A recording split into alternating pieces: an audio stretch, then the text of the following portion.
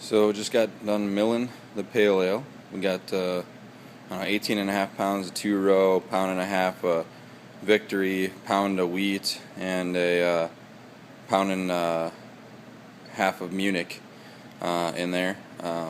Using the drill to grind it on the barley crusher. But soon we'll be going to a setup using this motor.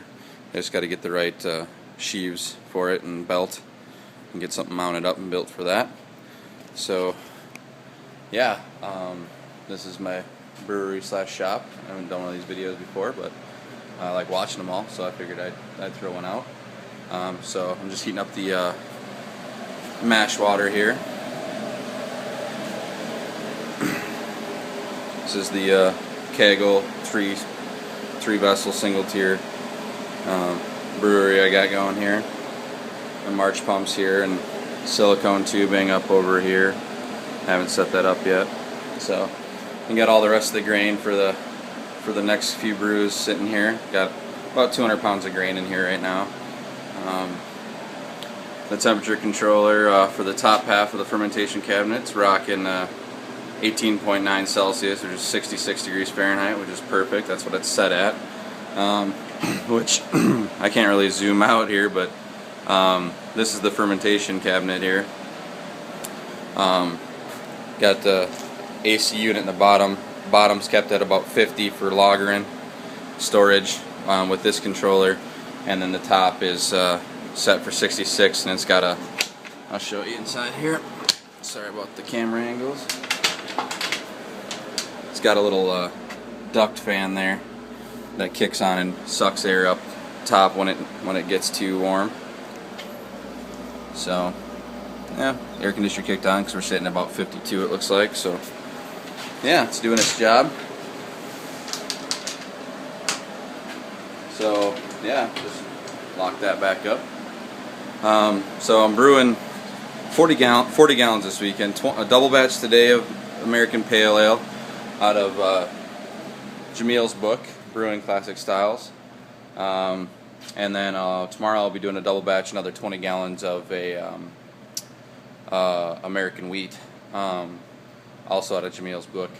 In total I'm brewing 80 gallons. I brewed 20 of a Bitburger German Pilsner clone last weekend, and then brewing 40 this weekend and 20 again next weekend, and that one will be American Amber.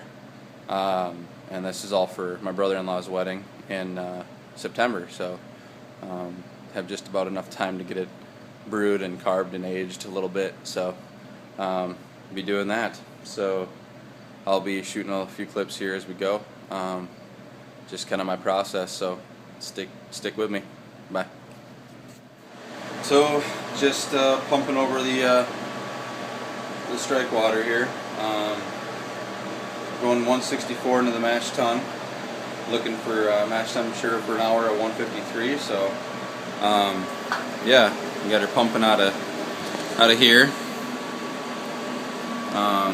at 164, and the March pump going, pumped in through the bottom, and that's already reading 150 and going up, so that's good. Because of the way this is set up, a little bit of the heat from the burner on this kind of preheats the mash tun a little bit, so it was already sitting about 95, 100, so I don't lose too much heat there, which is good. But yeah, so we're going to be doughing in with that in a second here, but I just thought I'd give you a little update, and yeah, stay tuned. So I'm all doughed in here. I go for a little bit runnier mash, if you can kind of tell there. I go 1.5 quarts per pound, and it's worked well for me, so I'm not fixing it. You know, if it ain't broke, don't fix it. It's I get about 80% brew house efficiency consistently, a little over, a little under, but 80% usually right on. If I calculate my recipes for that, I usually hit all my numbers. So yeah, probably brewed a couple thousand gallons of beer through this system over the last 2.5 years. So luckily I have assistant brewers most days, so I'm technically under my 200 gallons per year threshold. But yeah, so temperature is just getting stabilized here. Looks like we're right at 150. We want 152. I think it'll raise another degree or two after it settles here. And if not, while I'm heating the strike water over here, it usually brings the temperature up over on the mash tun by a couple degrees. So I do have the capability to direct fire. I have a burner underneath there, and then I recirculate. So it's essentially, you know, a direct fire rim system. If I really miss my numbers, but everything looks good here today, and I'm not upset with 150. And if it raises a couple degrees, we'll be right on the money. So gonna mash for an hour and probably come back when I'm fly sparging. All right. So we're just at the end of, almost at the end of our hour mash. We got the strike water all heated up, 170. Be about 8.3, 8.4 gallons of that. To end up with a kettle volume of 12 gallons or so. I try to have 11 in the brew kettle when I'm done. That way I collect about 5.5 in each fermenter, and I get about 10 full gallons out of the end product once it's all said and done in the keg. So so everything's calculated based on that. So I'm doing a double batch today, which means what I do is, after I'm done sparging out the first one, I clean the mash tun out right away and I get the boil going. Once I hit a boil, I dough in the second batch. That way I'm only extending my brew day by about an hour, hour and a half, and doing twice as much beer, which is awesome. So it's a pretty efficient way to do it. I got the grains milled for the next batch here, just so I'm ready to go. It's the same exact malt bill. It's the 18.5 pounds of 2-row and pound and a half of Victory, pound and a half of Munich, and a pound of wheat in there. And yeah, so you can see we got strike water going here at I think it's 172. I just killed the heat. It'll drop a couple degrees. I got about 5 minutes left on the mash here.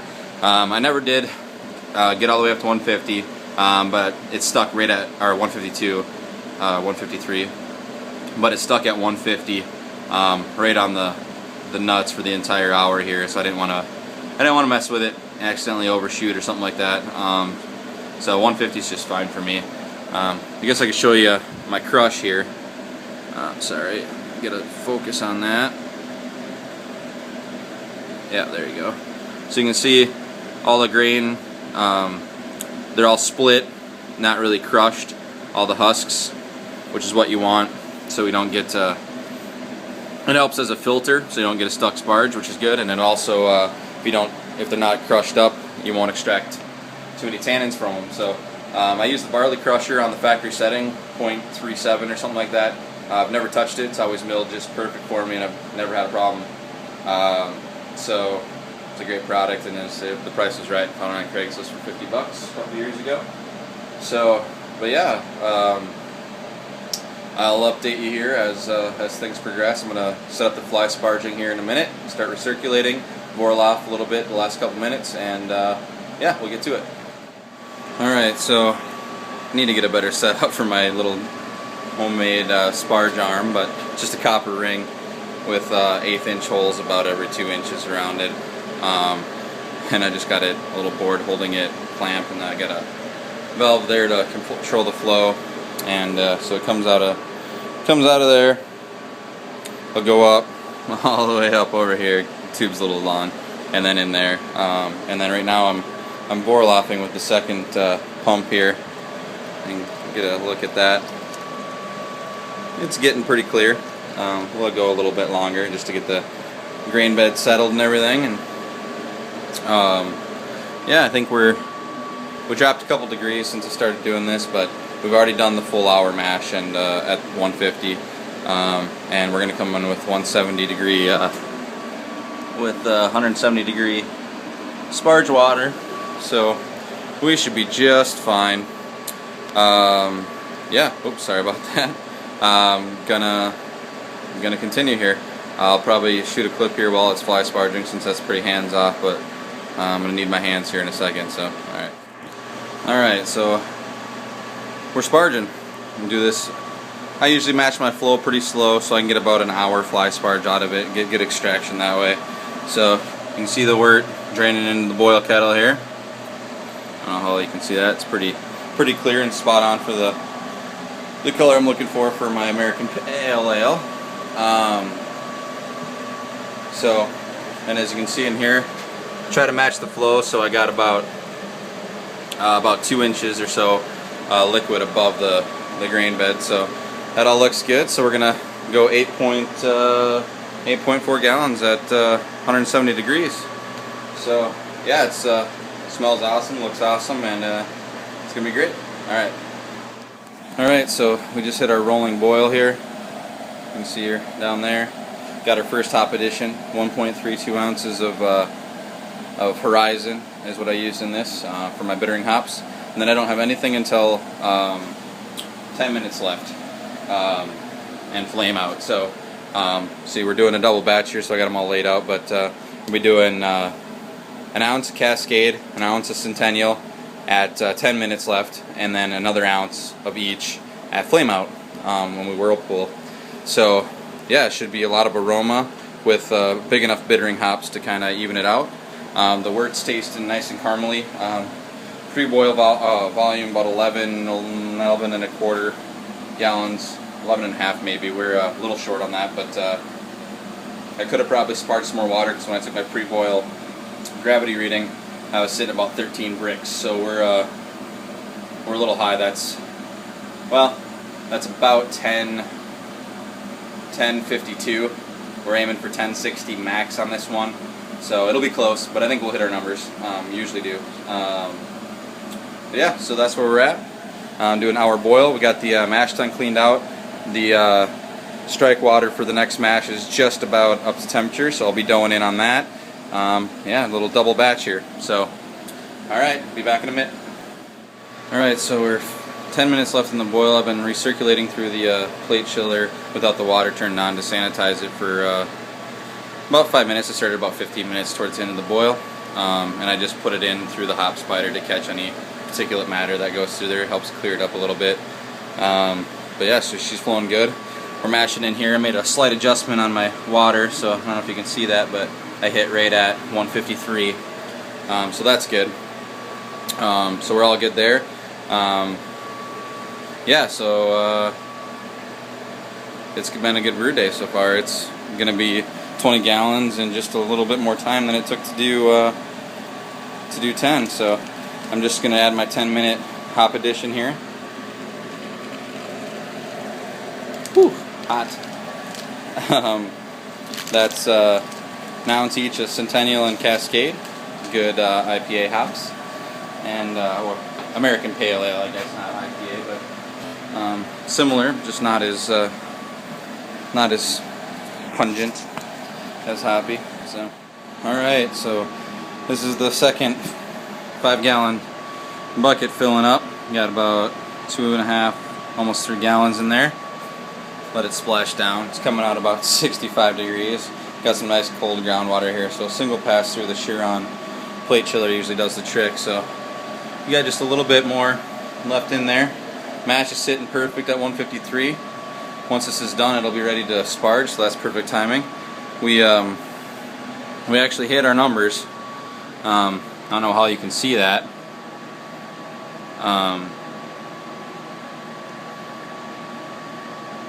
Yeah, it doesn't want to focus, but it's right at 1060, just a hair below, maybe 1059. And our color is spot on for an American Pale, what I was aiming for anyways. So yeah, we're just finishing up the first brew here and gonna do the second brew. So it's hot in here, this little room. I got an exhaust fan so I don't die of carbon monoxide, but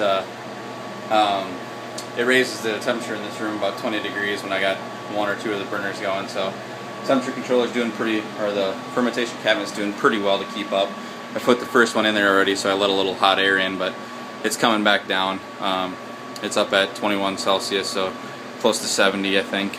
My math is right, 18.9 to 66, so I say 21's probably around 70, which is still in normal range. I like to go a little bit cooler, 66, 64 on my ales, so that's what we're aiming for. She'll get down there, especially once that thermal mass of all that liquid gets down to temperature. We'll be good to go. But yeah, everything's going well here, faster than expected. Everything's coming together well. I'm getting used to brewing in the new setup here. I just moved here from Minneapolis, St. Paul area 3 months ago, and I got married. And last weekend was my first brew since I moved, so I'm just getting used to being in this area and with my setup the way it is, and running hoses and all that stuff. So, but yeah,